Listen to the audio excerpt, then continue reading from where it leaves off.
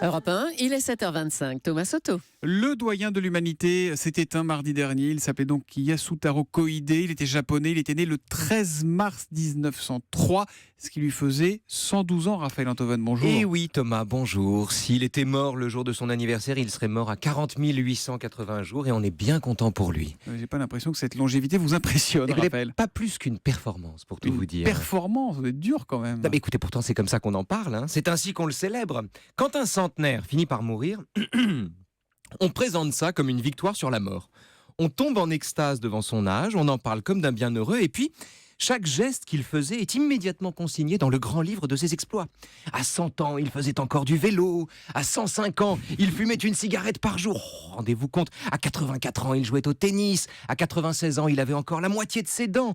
On en parle comme d'un athlète. On dirait qu'on vit 100 ans comme on court un 100 mètres. Mais bon, mais c'est quand même un espoir, une telle longévité, non? Mais un espoir de quoi, camarade? De mourir plus vieux? Est-ce qu'on meurt mieux quand on meurt plus vieux? Est-ce qu'on meurt moins quand on meurt plus tard?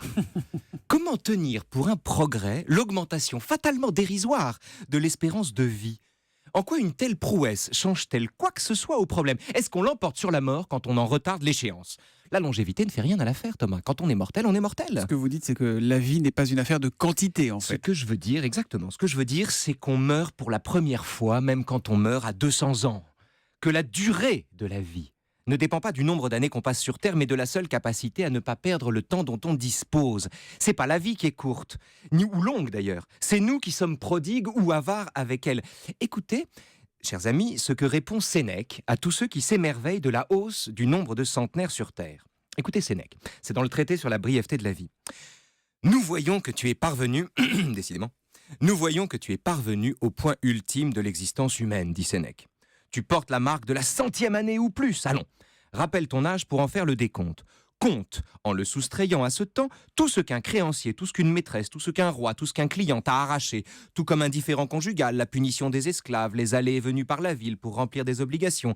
Ajoute les maladies que nous fabriquons de nos propres mains, ajoute aussi ce qui reste inutilisé. Tu verras que tu as moins d'années que tu n'en comptes, tu comprendras que tu meurs prématurément. Et la morale de l'info, Raphaël? Alors c'est pas Sénèque, c'est Vladimir Jankélévitch, ça tient en 5 mots, la mort est toujours jeune. Vous allez me soigner cette vilaine toux parce que vous avez que 40 ans, vous, hein, attention. Hein. Ça répète la morale de l'info, notre ami Yasutaro Koide, donc qui vient de nous quitter. La meilleure chose à faire est de vivre avec joie et d'éviter de trop travailler. Magnifique. C'est pas mal aussi. Hein. La morale de l'info qui revient demain à 7h25 nous. sur Europe 1. À demain.